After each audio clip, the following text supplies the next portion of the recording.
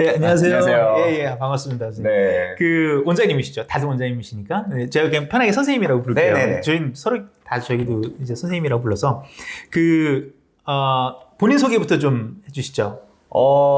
안녕하세요. 저는 우선 박지원이고요. 옥스퍼드 네. 아카데미에서 지금 생물하고 화학 맡아서 가르치고 있습니다. 예, 예. 네. 전에는 물리도 하셨죠? 예, 제가 작년까지는 물리도 같이 해서 하고 있었는데, 사실 과목이 많아지다 보니까 이제 시간이 좀 모자라서 좀 그렇죠. 이렇게 몰두를 하려고, 최근에, 공대에 나오신 물리 선생님 모셔가지고, 그분이 이제 물리를 맡아주시고요. 예. 저는 이제 생물하고 화학만 맡아서 가르치고 있어요. 예, 알겠습니다. 제가 사실 바로 전에 그 네네. 민윤기 원장님하고 이제 네. 이걸 찍으면서 질문이 있었는데 제가 못했거든요. 그거를 우리 원장님한테 다시 할게요. 그 A레벨하고 네. IB랑 가장 큰 차이가 뭘까요? 뭐가 있을까요? 제가 그 질문을 썼어야 되는데. 우선 저는 이제 과학을 가르치다 보니까 과학 쪽에 조금 포커스돼서 얘기를 드릴게요. 사실 A 레벨도 제가 가르쳐 봤고 IB도 이제 오랫동안 가르쳐 오면서 느낀 가장 큰 차이점은 우선은 A 레벨은 기본적으로 첫 학년에 A 레벨 들어간 첫 학년에 AS라는 시험을 쳐요. 그리고 IB는 사실 애뉴얼 시험이 학교 자체적으로 치지만 그게 공인된 시험은 아니거든요. 그렇죠. 그래서 이제 점수가 이제 시험 점수가 나온다 안 나온다 첫 학년에 그 차이가 있을 것 같고, 그리고 이제 난이도 면에서도 사실 과학 과목에서는 A 레벨 쪽이 AS 그다음에 A2 이렇게 부르는데 A2 레벨까지 가면은 웬만한 하이 레벨 과학 과목보다는 조금 더 깊고 넓어요. 아, 그래요? 네. 그래서 아무래도 이제 A 레벨 자체가 과목을 뭐 IB처럼 6과목 이렇게 많이 하지 않고 몇 과목에 딱 집중하다 보니까 깊이는 과목당 깊이는 A 레벨이 좀 더 높은 것 같아요. 그래요. 네. 그렇네요. 그 IB로 이제 좀 더 구체적으로 이제 옥스퍼드는 IB 전문이니까 네.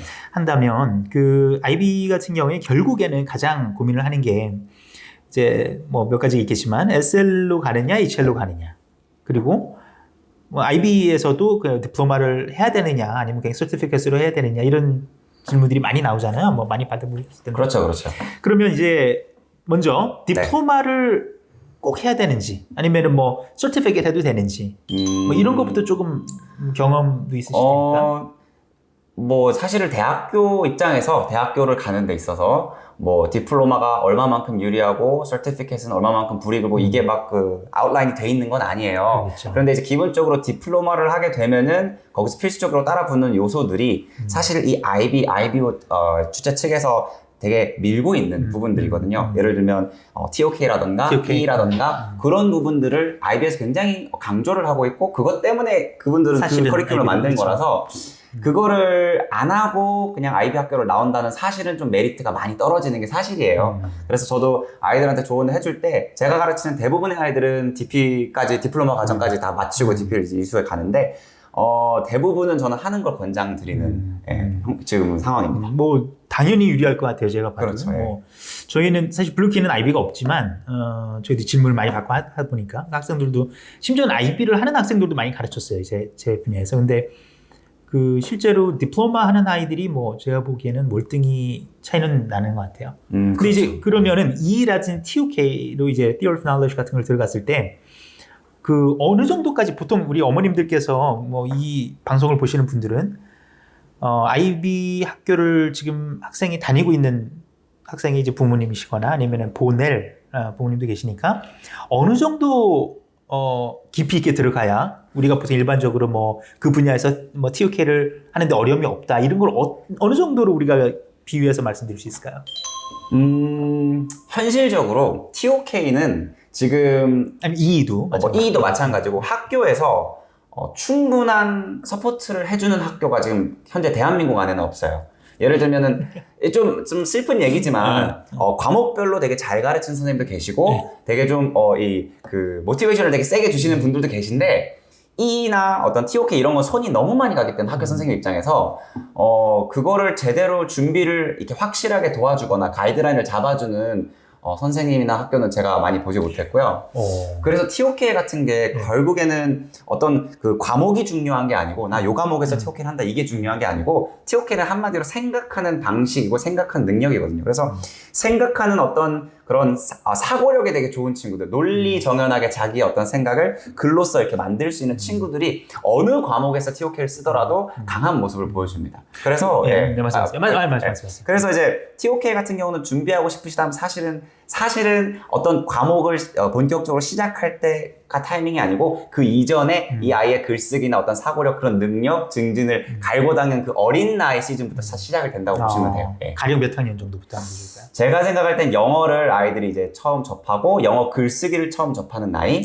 보통은 뭐 늦으면은 적어도 TOK를 준비를 하고 싶으면 아무리 늦어도 한 7, 8학년 정도부터는 좀 논리적인 글쓰기를 조금 봐주시는 게 좋지 않나 그런 생각이 듭니다. 예. 굉장히 재밌네요. 그러면 선생님께서 강의를 하시는 그런 이제 생물이라든지 아니면은 뭐 케미스트리 같은 바이올로지, 케미스트리 같은 분야에서도 TOK를 하는 학생들을 많이 그렇죠. 지도하죠. 예. 그럼 그런 학생들은 예를 들어서 네. 그 학생 이름을 언급할 필요는 없지만 과거에 이런 정도의 학생이 이렇게 준비를 해가지고 결국엔 이런 TOK를 써내더라. 라는 걸 간략하게 뭐 샘플을 이건 돌발 질문입니다만 뭐 저희 네, 질문이 다 돌발이지만 제가 있을까요? 경험한 학생 중에는 제가 이름을 밝히진 않을게요. 네. 근데 과거에 굉장히 글도 되게 잘 쓰고 뭔가 이렇게 말도 되게 잘하고 총명한 게 이렇게 보이던 학생이 있었는데 그 학생은 제가 너는 IB 과정을 가면 TOK나 이런 거에서 굉장히 유리하기 때문에 잘할 것이다라고 미리 그 IB 학교를 옮겼거든요, 중간에. 근데 옮기기 전에도 얘기를 했었어요. 네. 뭐 당연히 가서도 굉장히 잘했고 퍼포먼스가 사실 그 친구가 TOK 쓸 때 되게 걱정도 많이 하고 했는데 써보더니 선생님 이거 되게 할만해요. 이런 케이스가 있었어요. 그리고 또 반대로 되게 잘할 거라고 생각했는데 되게 우리 한국식 교육 방법 어떤 그런 문제를 연습을 하고 되게 소위 말하는 노력을 통해서 공부를 잘하는 학생들 있잖아요. 그런 친구들 글쓰기가 조금 모자라고 상대적으로 시험 문제 풀이를 되게 잘하는 친구들 그런 친구들은 전체적으로 TOK에 좀 어려움을 많이 호소를 했어요. 그래서 저희 학원에서도 TOK를 도와주는 학생들 대부분은 다 그런 부류의 학생들을 많이 도와주고 있습니다. 후자의 학생들이요? 네. 알겠습니다. 그 전자 같은 경우에는 어떤 내용에 대해서 쓰게 됐나요? 외국에는? 혹시 기억하세요?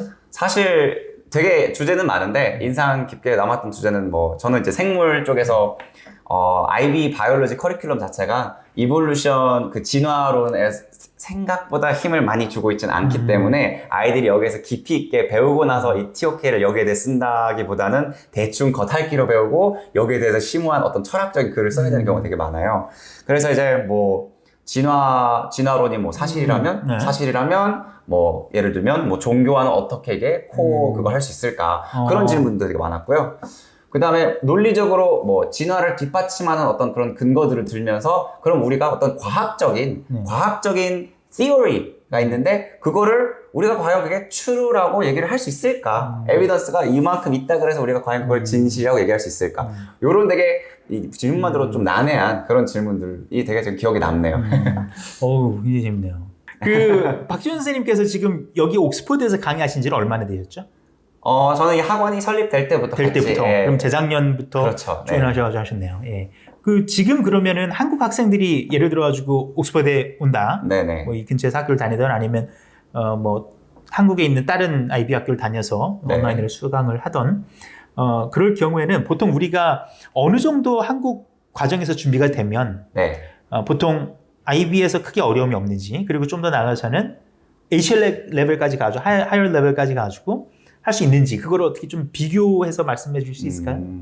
우선은 한국에서 한국 학교를 다니다가 이제 IB 스쿨로 오시는 케이스에는 제너럴하게는 영어 실력이 조금 뒷받침이 되어 있어야 돼요. 그래서 영어 실력이라는 게 SAT, AP를 그 AP 스쿨을 가서도 굉장히 중요하지만 사실 저는 IB 스쿨에서 더 중요하다고 생각하거든요. 써야 될 것들이 뭐 과학 과목에서 또 IA도 있고 E도 있고 그러니까 써야 될 양이 엄청 많아서 영어를 일단 탄탄하게 다져 놓고 도전하시는 학생들은 좀 점수를 좀 잘 받을 수 있을 거고 그리고 이제 스페시픽하게 과학 쪽에서는 IB 과정에 이제 들어간다면은 사실 한국 기준으로 지금 한국 고등학교 레벨에서 예를 들면 생물로 치면은 생물 1, 아니면 뭐 생물 2, 화원, 화투 요거를 선행학습을 조금 하고 오시면은 이제 영어로 트랜지션만 하면 되기 때문에 거기서는 조금 그 정도만 해도 HL에서 문제 없을 수준이 됩니다.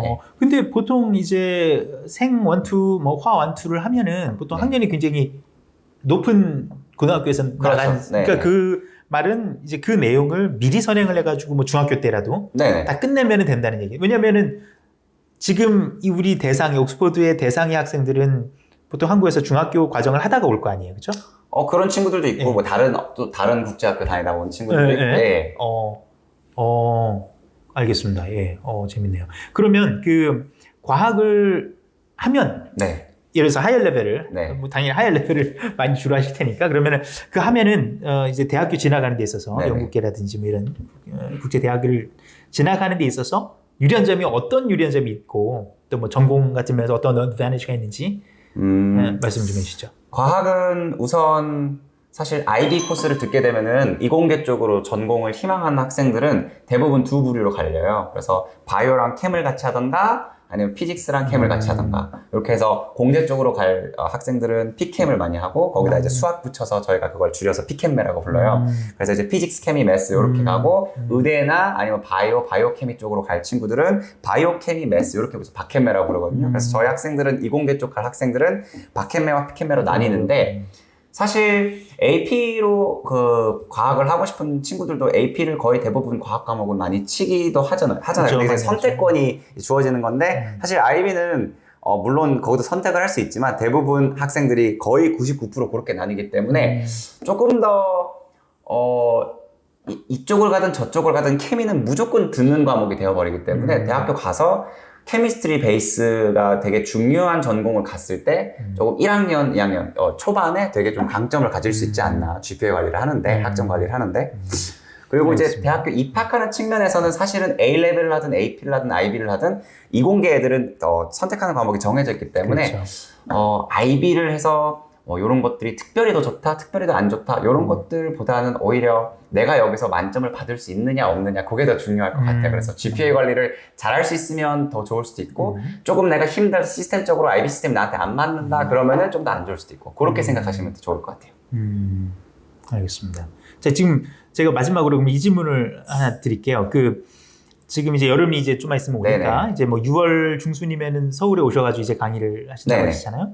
그러면 만약에 IB 학교에 다니는 학생들은 여름에 뭐를 하면 좋을까요? 예를 들어서 뭐 이제 IB 1학년 해당돼요. 들어가는 친구들은 딜레마죠. 이제 굉장히 많이 걱정을 많이 하고 그 학생들한테 가장 힘든 시기긴 해요. 왜냐하면 이제 SAT도 쳐야 되는데 이게 IB 1학년 과정 들어가기 직전 방학이다 보니까 IB도 같이 준비를 해야 될 것 같고 그래서 그걸 병행을 어떻게 하면 최대한 스트레스 없이 할 수 있을까 그걸 고민을 많이 하시는데 우선은 저는 SAT랑 IB랑 놓고 이제 고민하시는 이제 IB 바로 전 학년 학부모님들의 학생들한테 항상 힘들지만 한번 일단 시도는 해보세요. 진짜 월스합니다. 정말 가치 있고 이걸 성공을 했을 때 둘 다 온전하게 가져가면 마지막에 이제 대학교 진학을 할 때 미국도 낼 수 있고 뭐 다른 뭐 영국, 그렇죠. 뭐 싱가포르 이런 낼 수 있고 여러 가지 이 초이스들이 많아지기 때문에 일단 트라이는 한번 해보고 보통 HL 과목 3과목을 선행학습을 하는 케이스가 되게 많아요. 선행학습 한다 그래도 막 6과목 다 하기보다는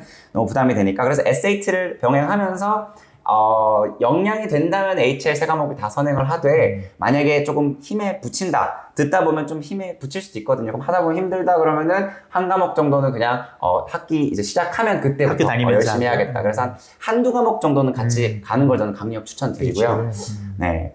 만약에 정 안 된다 그러면은 SAT 끝나고 뭐 남은 시간 동안이라도 단기간에 좀 이렇게 하드코어하게 포커스 돼가지고 IB를 좀 선행을 확 땡기면은 초반 부분에 좀 빛을 볼 수 있기 때문에 IB 그 코스 시작하는 데서 좀 앞선 가져갈 수 있죠. 앞선 포지션을. 지금 옥스퍼드에서는 온라인 오프라인으로 1년 내내 계속 하시는 거죠? 그렇죠. 그러니까? 그렇죠. 관리는 계속 받을 수는 있겠네요. 결국엔. 그렇죠. 저희 사실 IB라는 게 관리가 포인트잖아요. 그렇죠. 그래서 선행학습 한 번 하고 딱 그만하는 게 아니고 이 학생이 사실 모두가 7점을 바라잖아요. 그래서 7점을 받을 수 있게끔 저희가 확실하게 관리를 해드리는 게 저희의 펄퍼즈고 목적입니다. 알겠습니다. 박정원 선생님 너무 말씀을 재밌게 잘 하셔가지고 학부모님들 오시면은 제가 보기에는 굉장히 매료당하실 것 같아요. 감사합니다. 좋은 시간 내주셔서 감사하고요. 네. 다음에 서울에 오시면 또 봬요. 네, 감사합니다. 감사합니다.